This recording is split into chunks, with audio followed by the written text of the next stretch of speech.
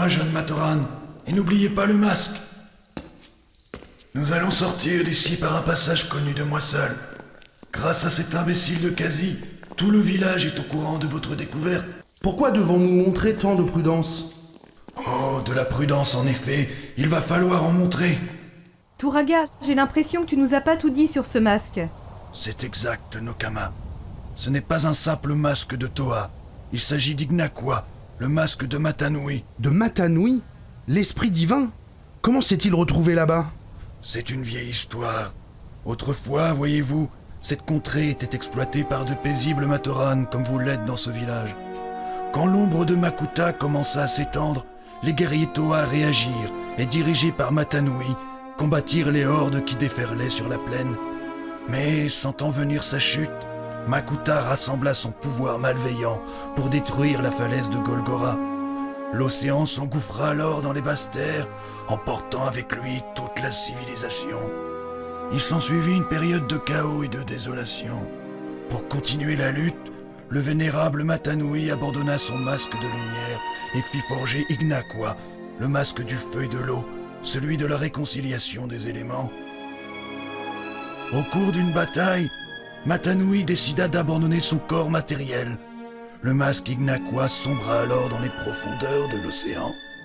Toutefois, le sacrifice de Matanui montra son utilité.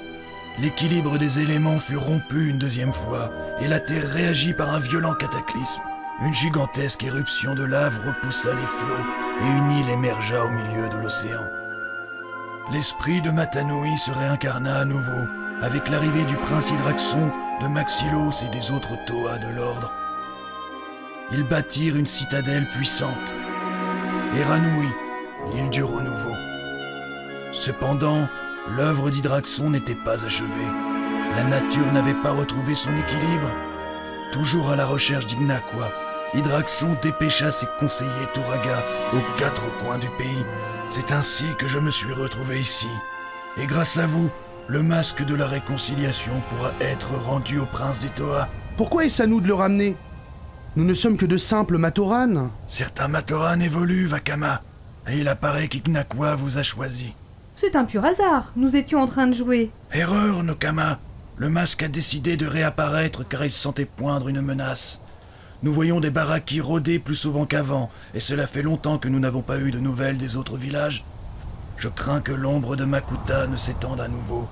Et ce n'est pas un hasard si 2 Matoran, d'eau et de feu, découvrent le masque qui doit réconcilier ces 2 éléments. Nous ne pourrons le défendre si nous sommes attaqués. Certainement. Votre réussite dépendra uniquement de votre discrétion. Ne vous fiez à personne. La confrérie de Makuta est capable de toutes les ruses. Le masque doit être remis au prince Hydraxon en personne. Comment rejoindre Eranui?